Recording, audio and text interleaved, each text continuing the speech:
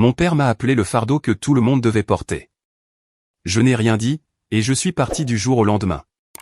C'est drôle de voir comment, une fois ce fardeau disparu, la famille entière s'est complètement noyée sous les dettes et les factures impayées. J'avais 28 ans, assis à la même table de dîner où je m'asseyais chaque année depuis mon enfance, fixant une assiette de dinde sèche et de purée tiède, essayant de ne pas croiser le regard de mon père. Je ne m'attendais pas à passer une bonne soirée, mais je n'aurais jamais cru qu'il regarderait autour de la table, qu'il rirait, et qu'il me traiterait de poids mort devant tout le monde. Ce n'est même pas le pire. Le pire, c'est que personne ne l'a arrêté. Je m'appelle Zach, et je suppose qu'on pourrait dire que j'ai toujours été le vilain petit canard de ma famille. Je suis le plus jeune d'une fratrie de 3. Ma sœur Rachel a 35 ans, et mon frère Dean en a 33. En grandissant, notre maison n'était pas exactement maltraitante, mais elle était rigide, très structurée. Mon père la dirigeait comme un PDG dirige son entreprise, et nous étions les stagiaires non rémunérés, essayant constamment de ne pas nous faire renvoyer. Rachel a vite appris à failloter. Elle était l'enfant prodige, toujours dans le contrôle, jamais à côté de la plaque. Dean jouait le rôle du garçon parfait, l'athlète vedette, l'ombre de papa.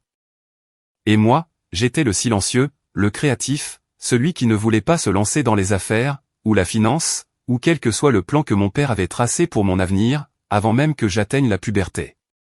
Au lieu de cela, j'aimais l'art. J'aimais fabriquer des choses, dessiner, concevoir. Je me suis lancé dans l'animation 3D au lycée, et j'en ai finalement fait ma carrière. Pas vraiment ce que mon père appellerait un vrai travail. Il ne l'a jamais dit directement, pas à l'époque du moins, mais c'était évident. Il souriait poliment quand je mentionnais un nouveau projet, puis, il détournait immédiatement la conversation, sur la promotion de Dean, ou le nouvel appartement de Rachel. Mes victoires n'étaient pas des victoires pour lui. C'étaient des distractions, des passe-temps, et, à un moment donné, le reste de la famille a commencé à me traiter de la même manière. Au moment où j'ai atteint la vingtaine bien entamée, je m'étais beaucoup éloigné. Je me présentais toujours pour les fêtes importantes, en partie par culpabilité, en partie avec l'espoir que, peut-être, quelque chose avait changé. Divulgachage, ce n'était pas le cas. Les commentaires étaient toujours subtils, mais ils s'accumulaient. Ma mère demandait si je faisais toujours ces petites vidéos, comme si j'étais un adolescent qui bricolait sur son ordinateur portable. Rachel me disait que je devrais penser à trouver un vrai travail, avant qu'il ne soit trop tard. Dean se contentait de rire et ne disait rien, comme si j'étais une blague qu'il n'avait même pas besoin de raconter. Mais cette année était différente. Cette année, quelque chose avait changé en moi, pas chez eux. En fait, j'avais remporté une énorme victoire, une victoire personnelle. J'avais enfin signé un contrat à long terme avec un grand studio, pour travailler sur une série en streaming. C'était le genre de travail qui payait mieux que tout ce que faisaient mon frère et ma sœur. Même si je ne portais pas de costume ou ne m'asseyais pas dans un bureau, ce n'était pas tape à accent grave-l'œil, ou viral. Donc, je n'avais rien posté à ce sujet sur les réseaux sociaux. Je me suis dit que, peut-être, je partagerais la nouvelle en personne. Vous savez, pour leur montrer que je n'étais pas un artiste affamé, qui errait dans la vie. Je me disais que, peut-être, juste peut-être, ils seraient fiers. Alors, je suis arrivé au dîner de Noël, en ressentant quelque chose que je n'avais pas ressenti depuis des années, en présence de ma famille, de la confiance. Ma mère m'a accueilli à la porte, avec son étreinte serrée habituelle, et ce regard qui hurlait, « J'avais peur que tu ne viennes pas ». Dean a à peine levé les yeux de son téléphone. Rachel m'a fait cette bise en l'air, qu'elle réservait aux personnes pour qui elle ne voulait pas froisser son maquillage. Mon père n'est même pas venu à la porte. Il était déjà assis à table, avec un verre de scotch, et l'air d'un homme qui pensait nous faire une fleur, rien qu'en étant présent. Le dîner a commencé comme ils le font toujours. Ma mère m'a demandé si je fréquentais quelqu'un. Ce n'était pas le cas. Dean a parlé de crypto-monnaie. Rachel a amené son petit ami Carter, qui aurait tout aussi bien pu être un miroir de mon père, dans un corps un peu plus jeune. Et tous les deux se sont immédiatement lancés, dans une conversation sur l'immobilier. Personne n'a posé de questions sur moi, pas une seule fois. J'ai attendu. J'ai pensé que, peut-être après le dessert, j'aborderais le sujet. Peut-être quand les choses se seraient calmées, et que les gens seraient moins dans la représentation. Mais ensuite, mon père s'est raclé la gorge, il a levé son verre pour porter un toast, et tout a dérapé. Je veux juste dire, a-t-il commencé, à quel point je suis fier de mes enfants. Rachel vient de conclure sa plus grosse affaire à ce jour. L'entreprise de Dean se développe, et c'est juste. C'est génial de voir que le travail acharné porte ses fruits. Il a fait une pause, affichant un sourire narquois, en regardant autour de la table. Puis il a ajouté, et Zach est là aussi, toujours en train de se laisser porter par le courant. Un poids mort. Mais nous l'aimons.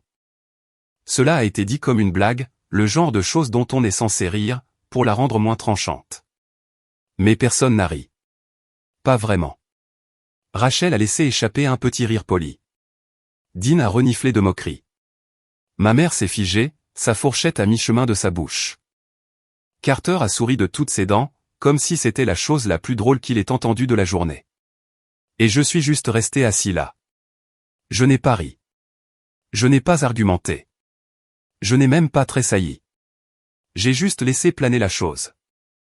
Je les ai tous laissés mariner, dans ce moment qui, selon eux, n'avait pas d'importance, parce que c'est ce qu'ils avaient toujours fait. Dire des choses cruelles, et s'attendre à ce que vous jouiez le jeu. Que vous en riez. Que vous l'avaliez tout rond.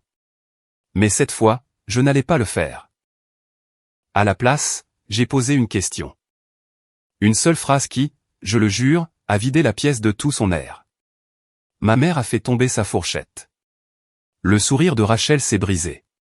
Dina, en fait, levait les yeux de son téléphone, pour la première fois de la soirée. Je n'ai pas élevé la voix. Je n'ai pas fait d'esclandre. J'ai juste regardé mon père, et j'ai demandé la seule chose à laquelle aucun d'eux n'était préparé. Je n'ai même pas élevé la voix. J'ai juste regardé mon père droit dans les yeux, je me suis adossé à ma chaise, et j'ai demandé, qui a payé l'hypothèque en 2009, quand tu as été licencié? La réaction a été immédiate. La fourchette de ma mère a cliqueté en tombant sur son assiette. Rachel s'est figée au milieu d'une gorgée de vin, son verre planant en l'air, comme un arrêt sur image tiré d'une sitcom. La tête de Dean s'est relevée d'un coup, comme si quelqu'un l'avait giflé. Mon père a cligné des yeux une fois, puis une autre, sa bouche s'est légèrement ouverte, puis s'est refermée. Pendant un instant, tout ce que je pouvais entendre, c'était le bourdonnement du lave-vaisselle qui tournait dans la cuisine, et le doux jazz de Noël, qui s'échappait de l'enceinte Bluetooth dans le salon. Personne n'a dit un mot. Voyez-vous, ils se souvenaient tous de 2009. Ce fut l'une des pires années pour notre famille, sur le plan financier. Mon père avait été licencié de son poste de directeur, dans une entreprise d'approvisionnement régional. Et le travail à temps partiel de ma mère, en tant qu'assistante juridique, ne suffisait pas à payer les factures. Rachel était encore en école supérieure à l'époque, entièrement financée par mes parents, bien sûr. Dean venait de commencer à travailler dans une start-up technologique, mais il arrivait à peine à payer son loyer. Personne dans la famille n'avait d'argent de côté. Personne, sauf moi. À l'époque, j'avais 21 ans, j'étais en 3e année d'université, et je venais de vendre les droits d'un court-métrage d'animation, que j'avais réalisé pendant un stage. Cela n'est pas devenu viral et n'a pas fait la une des journaux, mais il a été racheté par une plateforme indépendante, pour des frais de licence qui, pour moi, m'ont donné l'impression de gagner à la loterie. Je n'étais pas riche, loin de là, mais j'avais assez pour aider. Donc, je l'ai fait, discrètement, sans fanfare, sans rien demander en retour. J'ai fait des chèques quand le prêt hypothécaire était en retard, j'ai couvert les factures d'électricité, et j'ai payé les courses. Mon nom ne figurait sur aucun document. Mon père ne l'a jamais reconnu à voix haute, mais ils le savaient tous. Et maintenant, des années plus tard, avec son verre de scotch levé, et son sourire suffisant en place, il me traitait de poids mort, devant les personnes qui auraient dû mieux savoir. Je n'ai eu besoin de rien dire d'autre. La question seule a suffi à briser quelque chose, dans ce récit parfaitement contrôlé. Mon père aimait garder une poigne de fer sur notre famille. Il a essayé de se reprendre, il s'est raclé la gorge. C'était il y a des années, a-t-il dit d'un ton bourru. Comme si cela l'effaçait, d'une manière ou d'une autre. Tu essayais juste d'aider. Ouais, ai-je répondu, parce que tu me l'as demandé. Il a tressailli, juste un peu, mais je l'ai vu. Tout le monde l'a vu aussi. Et je pense que c'est à ce moment-là que l'équilibre dans la pièce a basculé, comme si le sol s'était incliné de quelques degrés, et que personne ne savait trop où poser les pieds. La conversation a balbutié pour reprendre vie après ça, mais l'énergie avait changé. Ma mère a à peine touché à son repas. Rachel est soudainement devenue très intéressée par son téléphone. Dean n'arrêtait pas de me jeter des regards en biais, comme s'il m'avait poussé une deuxième tête. Personne n'a posé de questions sur mon travail. Personne ne m'a félicité pour mon succès, car, à ce stade, il était évident que j'étais entré dans cette maison, avec quelque chose qu'ils n'attendaient pas. Un moyen de pression, mais je n'ai pas insisté. J'ai laissé le silence faire le travail à ma place. Parfois, la vérité frappe plus fort, quand on ne l'enfonce pas dans la gorge des gens. Le reste du dîner s'est passé dans un brouillard étrange. Après le dessert, j'ai aidé ma mère à débarrasser la table. Elle était silencieuse, la bouche crispée, mais ses mains tremblaient. Alors que je lui tendais une pile d'assiettes, elle a murmuré, « Tu n'aurais pas dû dire ça devant tout le monde. » Je l'ai regardée, et j'ai dit, « Quoi, la vérité ?» Ses yeux se sont dirigés vers la salle à manger. « Tu sais comment est ton père? » « Ouais, » ai-je répondu. « C'est bien ça le problème. » Elle n'a pas répondu. Elle a juste pris les assiettes, et s'est tournée vers la cuisine. Après cette nuit-là, les choses sont devenues plus glaciales. Au cours des semaines suivantes, j'ai reçu moins de SMS de ma mère. Aucun appel. Rachel s'est désabonnée de mon compte Instagram, ce qui était sa façon numérique de claquer une porte. Dean m'a envoyé un message peu enthousiaste, pour me demander si j'allais bien. Mais quand j'ai répondu par un simple « Je vais mieux que jamais », il n'a jamais répondu. Puis, Pâques est arrivé. À ce moment-là, j'étais en grande partie passé à autre chose. Je ne m'attendais pas à des excuses, mais je ne m'attendais pas non plus à ce qui a suivi. Je me suis présenté parce que, malgré tout, je voulais encore leur donner une chance. Je suppose que je croyais encore à l'idée de la famille, même si elle ne cessait de me décevoir. Quand je suis arrivé, il était évident que je n'étais pas vraiment le bienvenu. Personne ne m'avait gardé de place. Il n'y avait pas d'assiette mise pour moi. Ma mère a cligné des yeux de surprise, comme si elle ne s'attendait pas à ce que je vienne. Rachel et Dean étaient déjà plongés dans une profonde conversation avec mon père. Tous sirotaient du vin, et riaient de quelque chose qui s'est arrêté, à l'instant où je suis entré. Ma mère a rapidement attrapé une chaise supplémentaire, et a marmonné, « Oh, nous ne pensions pas que tu allais venir. »« Pourquoi ne serais-je pas venu ?» ai-je demandé. Elle n'a pas répondu. Je me suis assis au bout de la table, comme une réflexion après coup, essayant de rester civil, essayant d'ignorer la tension étrange. Mais il n'a pas fallu longtemps, pour que la conversation se retourne de nouveau contre moi. « Alors, Zach, » a dit Rachel, sa voix un poil trop enjouée. « Tu t'amuses toujours avec tes dessins animés ?» J'ai souri. « Toujours dans l'animation. »« Ouais, je travaille sur quelques épisodes pour une nouvelle série. »« Oh, c'est gentil, » a-t-elle dit, comme si je lui avais dit que je travaillais dans un bar à jus. Ça doit être sympa de ne pas avoir à s'inquiéter du monde réel. J'ai cligné des yeux. Tu veux dire payer le loyer, les factures et les impôts? Elle a balayé ça de la main. Tu vois ce que je veux dire. Et juste comme ça recommençait. Même scénario, jour férié différent. Dean a suivi. Cette fois, en disant quelque chose sur le fait que les pigistes étaient allergiques à une véritable structure. Mon père a ri. Ma mère n'a rien dit. Et j'ai réalisé, pour la première fois, qu'il n'allait pas changer. Non pas parce qu'ils ne le pouvaient pas, mais parce qu'ils n'en avaient pas besoin. Parce qu'ils savaient les uns les autres, et pas moi. Puis, le vrai coup dur est arrivé. Mon père a fait teinter son verre, et a annoncé que Rachel et Carter attendaient un bébé. Tout le monde a eu le souffle coupé, et a célébré la nouvelle. Des câlins. Des acclamations. Des larmes. J'ai souri, je l'ai félicité. Sincèrement heureux pour elle. Et puis elle a dit, nous pensons l'appeler comme papa, ou peut-être Dean. Tu sais, des prénoms forts. Et ma mère. Ma propre mère a ajouté avec un petit rire, eh bien, au moins nous savons que ce bébé ne finira pas par vivre au pays imaginaire. Ils ont tous ri, fort et longtemps. Personne ne m'a regardé. Personne ne s'est soucié de l'effet que ça me faisait. C'est là que j'ai réalisé, qu'il ne s'agissait pas seulement de respect. Il s'agissait d'effacement. Ils voulaient faire semblant que je n'avais jamais été celui qui les avait soutenus, quand ils coulaient. Ils voulaient réécrire le passé, afin de pouvoir continuer à justifier leur version de qui j'étais. Le garçon sensible, le rêveur, l'inutile. Mais ils étaient allés trop loin. Quelques jours plus tard, j'ai reçu un texto de ma mère. Elle disait qu'elle organisait une fête surprise pour le 60e anniversaire de mon père, cet été-là, et espérait que je pourrais monter l'une de tes petites vidéos en guise de cadeau. J'ai fixé le message pendant un long moment. Pas parce que j'étais surpris, mais en raison de la cruauté désinvolte de la chose. C'est à ce moment-là que l'idée m'a frappé. Non par colère, non par dépit, mais par quelque chose de plus froid, de plus tranchant. S'ils voulaient réécrire l'histoire, très bien. Je les laisserai faire. Mais c'est moi qui en écrirai la fin. Parce que voici ce qu'ils ignoraient. Je n'étais plus juste un artiste indépendant. J'avais accès à des outils qu'ils ne pouvaient même pas prononcer. J'avais du temps, des compétences, et des preuves. J'avais des emails, des captures d'écran, de vieux chèques, et, par-dessus tout, j'avais la vérité pure, et sans phare. Alors, j'ai souri, j'ai répondu à ma mère, et j'ai dit, j'adorerais aider pour ça. Je vais en faire quelque chose qu'il n'oubliera jamais. Et j'étais sincère. Je n'avais pas répondu à ce texto tout de suite. Je m'étais dit que j'avais besoin de temps pour planifier la vidéo.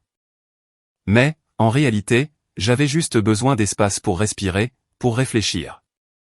Pour m'assurer que je n'agissais pas par pure émotion, parce que, pendant un moment, je n'étais que ça, en colère. Je veux dire, comment ne pas l'être? Il m'avait effacé.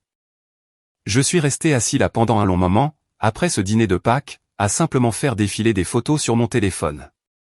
Des photos datant de plusieurs années, de vieux barbecues en famille, des anniversaires, des cérémonies scolaires.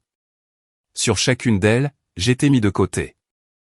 Sans sourire, sans froncer les sourcils, juste là, comme une réflexion après coup, comme un accessoire. Quelqu'un qu'on avait oublié d'écarter du champ de la caméra.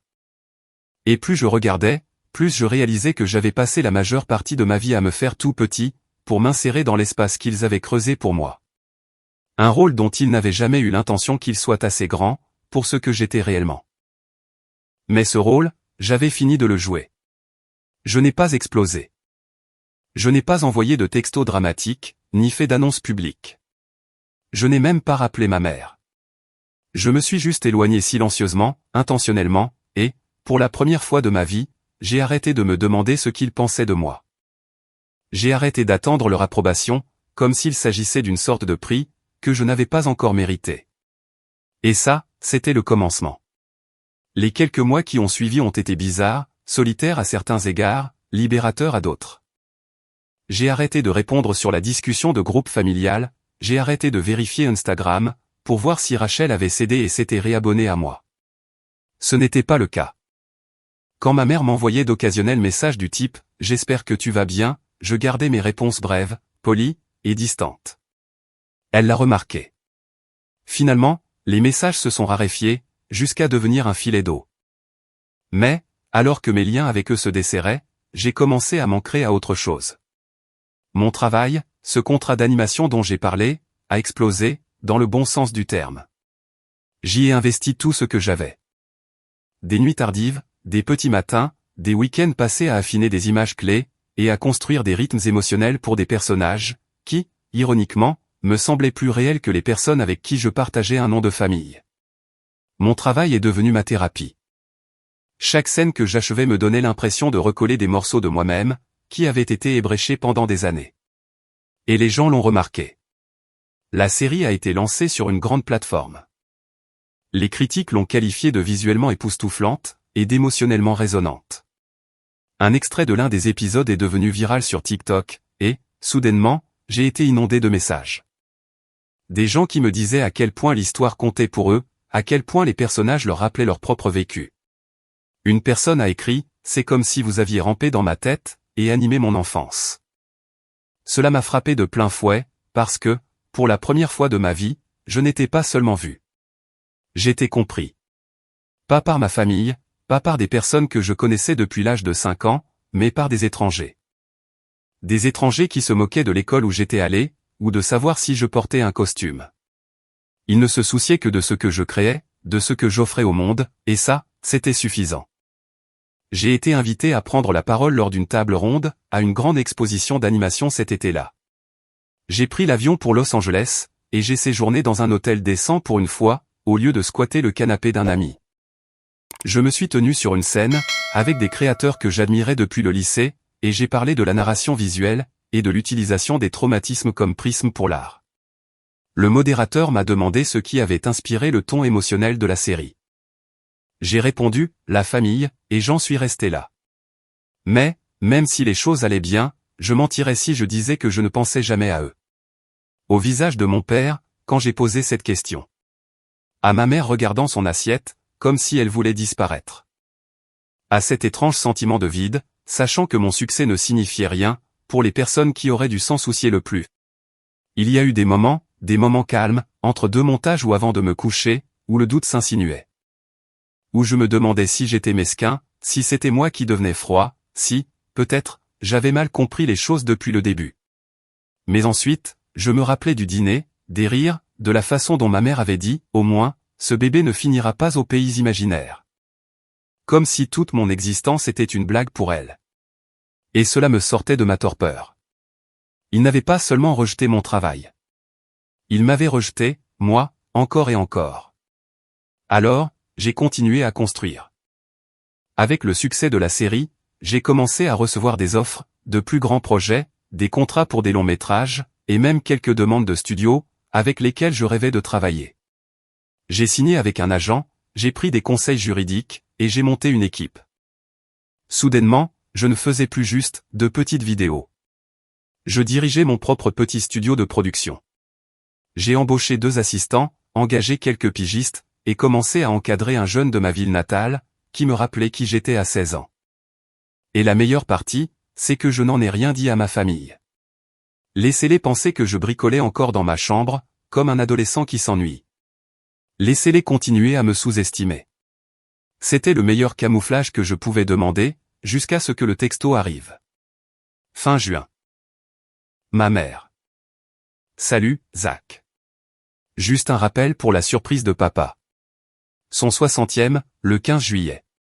J'espère que tu travailles toujours sur cette petite vidéo. Dis-moi si tu as besoin d'aide pour les photos. Je l'ai fixé pendant un long moment, j'ai souri, j'ai posé mon téléphone, et j'ai ouvert un dossier que je construisais discrètement, depuis des mois. Voyez-vous, quand j'avais accepté de faire cette vidéo, je savais déjà ce que j'allais faire. Mais je ne voulais pas que ce soit un moment mesquin, du genre, je vous tiens.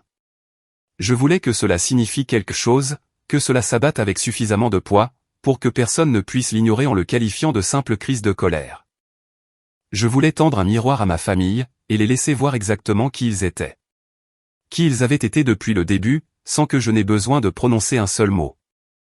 Donc, je me suis replongé dans de vieilles images, des vidéos de famille, des cassettes d'anniversaire, des extraits aléatoires que ma mère m'avait envoyés au fil des ans. J'ai tout importé dans mon logiciel de montage, et j'ai commencé à tisser un récit. Non pas sur les accomplissements de mon père, ou ses 60 années de sagesse. Mais sur les personnes qui l'entouraient, sur les sacrifices consentis, et sur les moments qu'ils avaient ignorés. J'ai trouvé une séquence de 2009. Ma mère, assise sous le porche, avec une expression inquiète sur le visage. Et ma voix, hors champ, disant « C'est bon, maman. J'ai déjà envoyé le chèque. » Un autre extrait, de la remise des diplômes de Rachel, où mon père n'arrête pas de dire à quel point il est fier d'elle.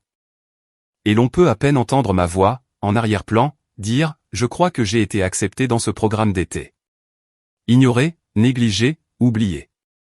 Et puis, il y avait les photos. Des photos où j'étais toujours légèrement hors cadre, et où Dean occupait le devant de la scène. Rachel souriant parfaitement, et moi, flou à l'arrière-plan, tenant l'appareil photo, ou bien à moitié coupé du cadre. J'ai cousu le tout ensemble, j'y ai superposé une bande-son subtile, j'ai laissé les images parler d'elles-mêmes. Et, à un seul endroit, j'ai inclus une légende, tout fardeau n'est pas un poids mort. Certains portent la famille, quand personne d'autre ne le peut. C'était tout.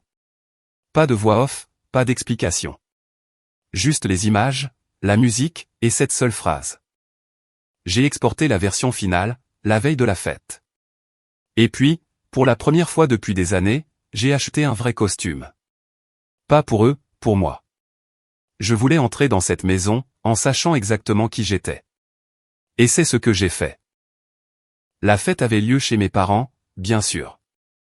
avec un traiteur chic, rempli de gens qui considéraient mon père comme un pilier de la communauté. Rachel était là, dans une robe de créateur. Dean se tenait près du bar, sirotant déjà une bière. Ma mère m'a fait ce sourire crispé, les lèvres pincées, qu'elle utilisait toujours quand elle ne savait pas quoi ressentir. Mon père, tenant court au milieu de la pièce, m'a dévisagé comme si j'étais un invité comme les autres, puis il a hoché la tête, et a dit, « Content que tu aies pu venir. » J'ai souri. Je n'aurais manqué ça pour rien au monde. Personne n'a posé de questions sur la vidéo. Personne ne demande jamais, jusqu'à ce qu'ils réalisent qu'ils auraient dû le faire. Et, quand elle a finalement été diffusée sur un écran géant dans le salon, les lumières tamisées, et les yeux de tous les invités fixés dessus.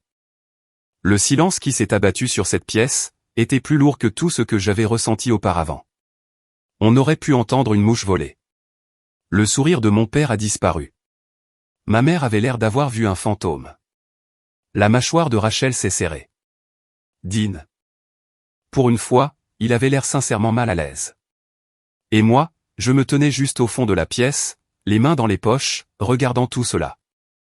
Il y a un moment qui survient après le silence, après qu'une vérité a été mise à nu, et qu'il ne reste plus de mensonges confortables auxquels se raccrocher. Le moment où les gens révèlent qui ils sont vraiment. La vidéo s'est terminée. La pièce est restée pétrifiée. Personne n'a applaudi. Personne ne s'est levé. Ce fut Rachel qui rompit le silence en premier. Ce n'était pas vraiment approprié, a-t-elle dit, la voix tendue, soigneusement mesurée. Comme si elle essayait de conserver son sang-froid, à deux mains. C'était censé être une célébration. Je ne lui ai pas répondu directement. J'ai regardé mon père. Il fixait toujours l'écran, sur la dernière image. Cette unique phrase, brillant en blanc sur le fond noir, « Tout fardeau n'est pas un poids mort. » Certains portent la famille, quand personne d'autre ne le peut. L'ironie ne m'avait pas échappé. À quelle vitesse leur ton avait changé, maintenant que tout le monde l'avait vu. Pas seulement moi. Pas seulement un fils en colère, ou un mouton noir, ayant une dent contre eux. Non, maintenant, le public savait. Ses collègues, ses amis du golf, les amis de la famille qui avaient toujours supposé que j'étais le garçon silencieux, qui ne venait pas souvent. La vérité change les choses, quand on force les gens à la regarder en face. Pourtant, j'ai gardé un visage calme, et serein. Je n'étais pas sur le point de gâcher tout ce que j'avais construit, en transformant cela en une bagarre. Non, c'était le début de quelque chose de beaucoup plus délibéré. Alors, j'ai souri. Tu m'as demandé de faire une vidéo qui ait du sens. C'est ce que j'ai fait. Ma mère était pâle. Elle a fait un pas en avant, comme si elle voulait dire quelque chose, puis s'est arrêtée. Sa main s'est agitée au niveau de sa poitrine. Zacharie, tu aurais pu nous prévenir. Je pense que vous avez eu assez d'avertissements, ai-je répondu. C'est juste que vous n'avez jamais écouté. Et ensuite, je suis parti. Je suis sorti, froid comme la glace, les laissant mariner dans cette pièce, remplie de leurs propres reflets. Parce que ce n'était pas ça, la vengeance. Pas encore. C'était juste la mise en place. La partie où les murs commencent à se refermer, et où ils réalisent enfin, que ce ne sont pas eux qui tiennent la carte. Dans les jours qui ont suivi, je m'attendais à ce que quelqu'un, n'importe qui, m'appelle. Peut-être pour hurler, peut-être pour s'excuser. J'étais prêt pour les deux. Mais le silence s'est prolongé, ce qui ne me disait qu'une seule chose, ils ne savaient pas comment réagir. Et, quand les gens ne savent pas comment riposter, c'est là qu'ils sont les plus vulnérables. J'ai donc commencé à planifier, non par rancune, mais avec lucidité. Parce que j'avais quelque chose qu'ils n'avaient jamais eu en traitant avec moi, le contrôle. Et j'allais m'en servir. Première étape, rassembler les preuves. Pas seulement de 2009, mais tout. Je me suis replongé dans mes relevés bancaires, j'ai retrouvé les montants exacts que j'avais envoyés au cours de cette année-là, et les quelques années qui ont suivi. J'ai imprimé des captures d'écran de chaque virement, je les ai étiquetés, et datés. J'ai ressorti des emails que ma mère avait envoyés, me remerciant en privé de les avoir maintenus à flot. J'ai sauvegardé des messages vocaux où elle chuchotait, « S'il te plaît, ne dis pas à ton père que je te l'ai demandé. » Je n'avais pas l'intention de les poursuivre en justice, ou de faire quoi que ce soit de dramatique de ce genre. Mais il ne s'agissait pas d'argent. Il s'agissait de responsabilité. Je voulais constituer un dossier si complet, si inattaquable, que si l'un d'eux essayait à nouveau de réécrire l'histoire, j'aurais plus qu'une vidéo bien montée. J'aurais des preuves. Deuxième étape, identifier les points de pression. Chaque personne dans cette famille avait une faiblesse, et je les connaissais toutes. Rachel se souciait plus de son image, que de l'oxygène qu'elle respirait. Son LinkedIn, son Instagram, sa marque immobilière. Tout la dépeignait comme une femme d'affaires autodidacte, issue d'une famille aimante et solidaire.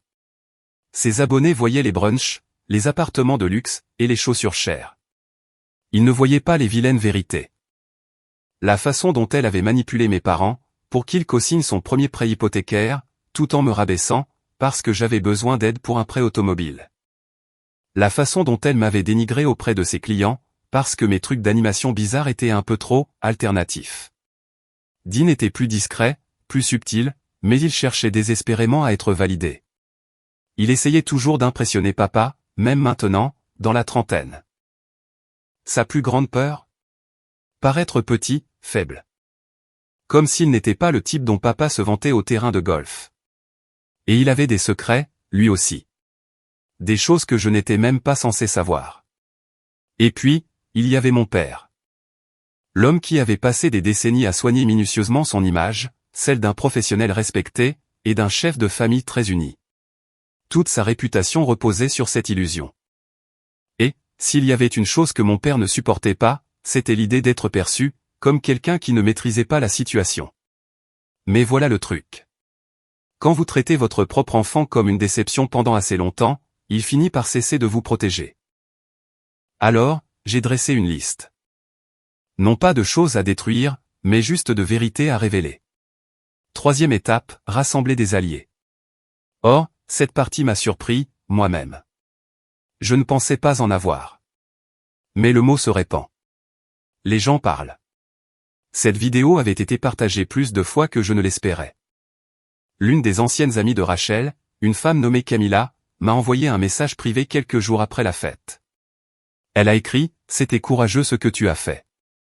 Je connais ta sœur depuis longtemps. Elle ne t'a jamais accordé le crédit que tu mérites. Nous nous sommes rencontrés pour prendre un café. » Elle a partagé des anecdotes. De petites choses que Rachel avait dites au fil des ans. Comment elle s'était moquée de moi devant des clients, comment elle me qualifiait d'électron libre de la famille, comme si j'étais une sorte d'expérience instable. Je l'ai remerciée, et nous sommes restés en contact. Quelques jours plus tard, j'ai reçu un message d'un des vieux amis d'université de Dean. Il m'a parlé d'un projet sur lequel ils avaient travaillé, il y a des années. Quelque chose dont Dean s'était attribué le mérite, mais qu'il n'avait pas réellement accompli. Ce n'était pas illégal ou quoi que ce soit, mais c'était suffisant pour ébranler l'image que Dean s'était construite. J'ai continué à collecter des informations. Discrètement, patiemment. Et, ce faisant, quelque chose a commencé à se produire. Les gens ont commencé à me voir. À me voir vraiment. Pas la version de moi que ma famille avait façonnée dans ces histoires, mais la vraie. Celle qui n'avait plus besoin de leur approbation. J'ai été invité à prendre la parole lors d'une conférence universitaire, sur la façon de percer dans l'animation, avec un parcours non conventionnel. J'ai accepté. Après coup, un étudiant est venu me voir et m'a dit, « Je ne pensais pas que des gens comme moi pouvaient réussir dans cette industrie. » Maintenant, j'y crois. Cela m'a presque brisé, parce que c'était ça le but. C'était la raison pour laquelle je m'étais accroché si longtemps. La raison pour laquelle je n'avais pas complètement coupé les ponts. Parce que je continuais d'espérer que, peut-être, quelqu'un dans cette famille me verrait comme cet inconnu le faisait. Mais il ne l'avait pas fait, et ne le ferait pas. Alors, j'ai continué d'avancer. Quatrième étape, leur laisser assez de cordes.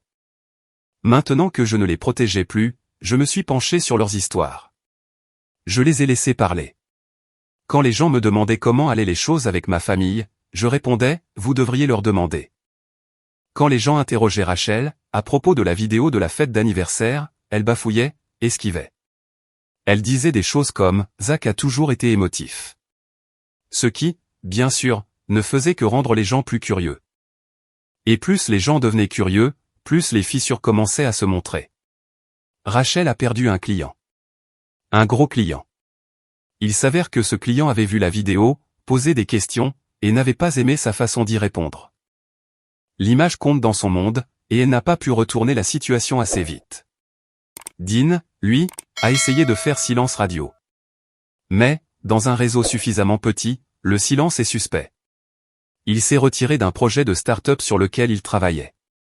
Le bruit a couru qu'il avait fait de fausses déclarations sur ses contributions à une entreprise précédente. Rien d'illégal, juste décevant. Et mon père, il a commencé à poser des questions.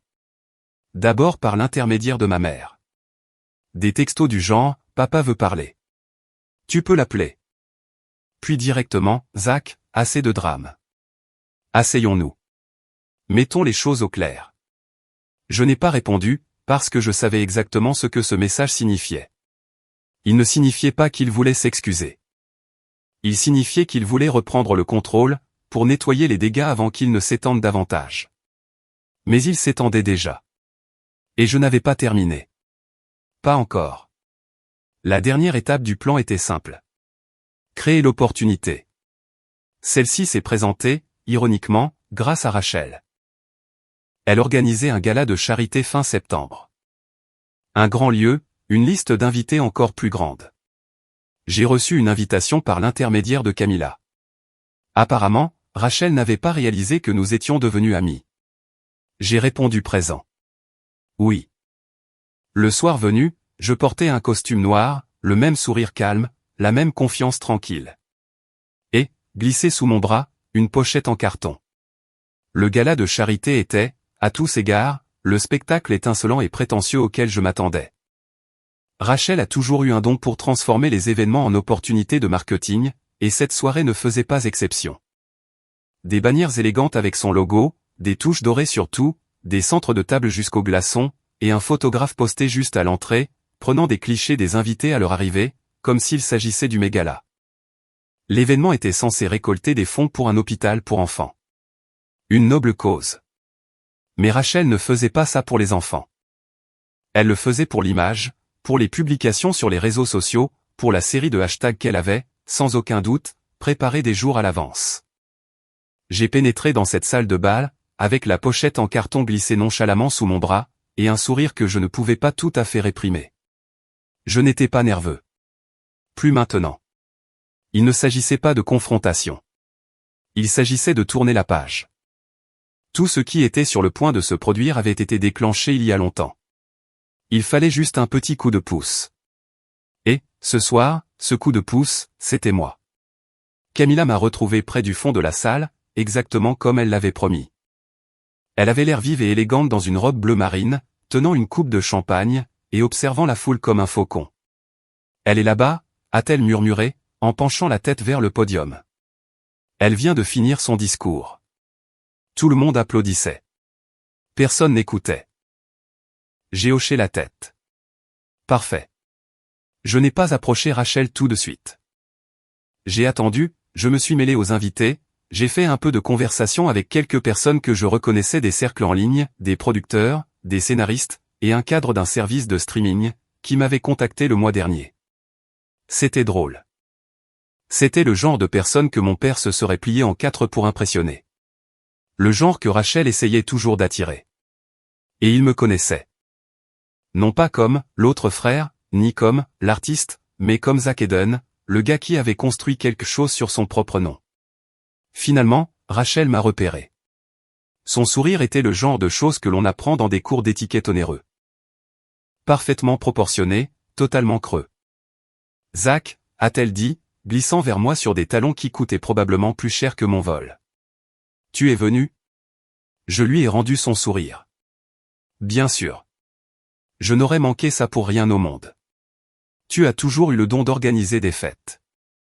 Elle a penché la tête, cherchant du sarcasme sur mon visage. J'en suis heureuse. Vraiment. Écoute, je voulais te parler de la vidéo. Ça nous a pris au dépourvu. Mais peut-être que nous devrions nous asseoir, et mettre les choses au clair. C'était encore là. Cette expression, mettre les choses au clair. Le nom de code pour « réécrivons l'histoire une fois de plus ». Seulement, cette fois-ci, tiens ta langue. Je n'ai pas répondu tout de suite. J'ai juste jeté un coup d'œil autour de la pièce, à tous ces visages soignés, prétendant se soucier de la cause, tout en lorgnant sur le bar gratuit. Et ensuite, je lui ai tendu la pochette. « Qu'est-ce que c'est » a-t-elle demandé, les sourcils froncés. « Quelque chose pour tes archives » ai-je dit.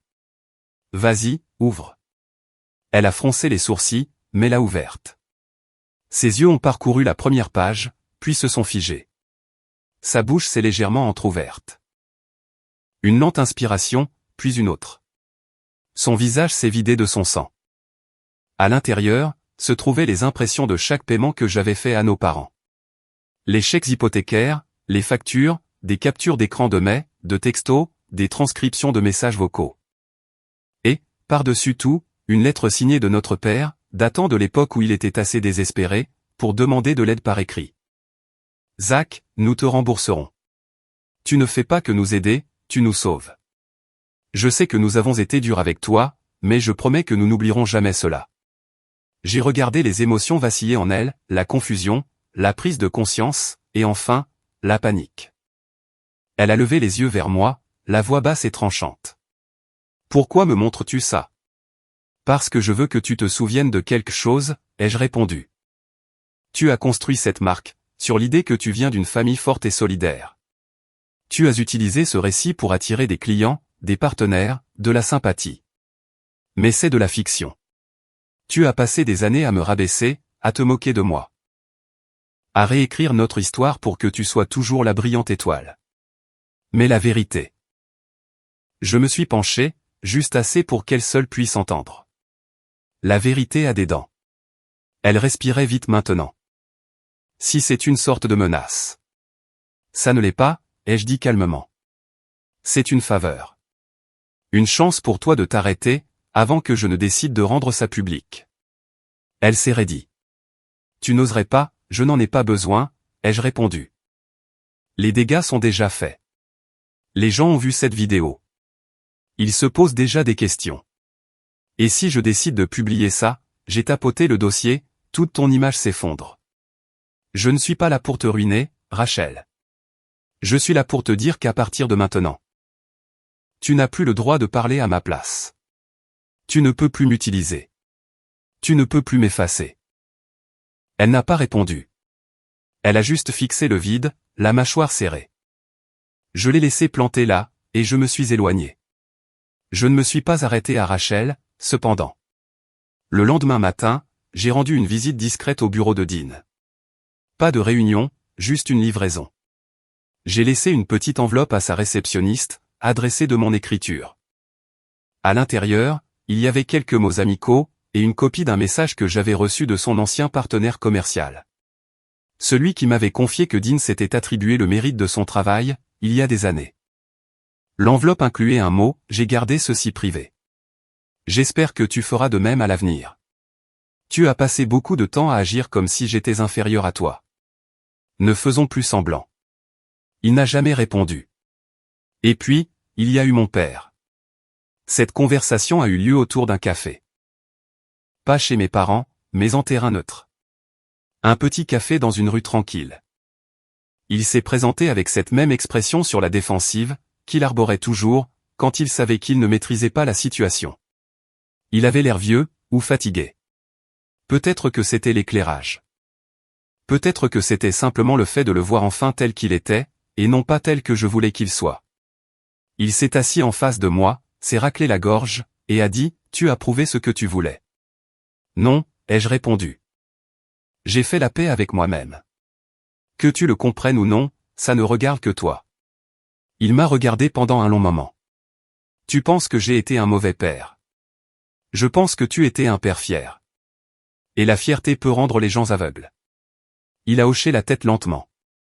Tu sais, quand tu étais enfant, je ne te comprenais pas. C'est toujours le cas, la plupart du temps.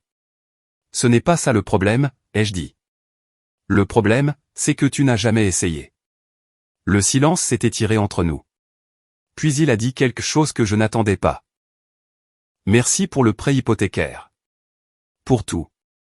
Je n'ai pas dit de rien. Je n'ai pas souri. J'ai juste hoché la tête. C'était suffisant. Des semaines ont passé. Les retombées n'ont pas été explosives. Elles ont été calmes, lentes, comme de l'érosion. La réputation de Rachel a pris un coup subtil. Rien de dramatique, mais assez pour que certains clients cessent de retourner ses appels. Elle postait moins fréquemment. Dean a cessé de se présenter aux rencontres professionnelles de son industrie. Ma mère m'envoyait des textos de temps en temps, de courts messages. Je répondais poliment, mais sans chaleur. Ils formaient toujours une famille, orbitant toujours les uns autour des autres. Mais je ne gravitais plus autour d'eux. Au lieu de cela, je me suis concentré sur la vie que j'avais construite. Mon studio s'est agrandi. J'ai signé un contrat pour coproduire un nouveau film d'animation. J'ai embauché Camilla, comme responsable des relations de notre communauté. J'ai acheté un appartement avec vue sur la rivière. Rien d'ostentatoire, mais c'était à moi. Un après-midi, je suis entré dans une librairie, et j'ai vu un recueil d'essais à couverture rigide, sur l'animation et la narration. Mon nom figurait dans la table des matières. J'ai tourné les pages jusqu'à mon article, et j'ai lu la première phrase. Parfois, les meilleures histoires ne parlent pas de vengeance. Elles parlent de se souvenir de qui l'on est, quand les personnes qui vous ont élevé ont essayé de vous le faire oublier. J'en ai acheté 2 exemplaires. Un pour moi, et un que j'ai laissé, dédicacé et sans emballage, sur le pas de la porte de mes parents. Pas de mots, pas d'explication. Ils sauraient. Et, en m'éloignant, j'ai réalisé quelque chose. Il n'a jamais été question de vengeance. Il s'agissait de libération. Je n'étais pas un poids mort.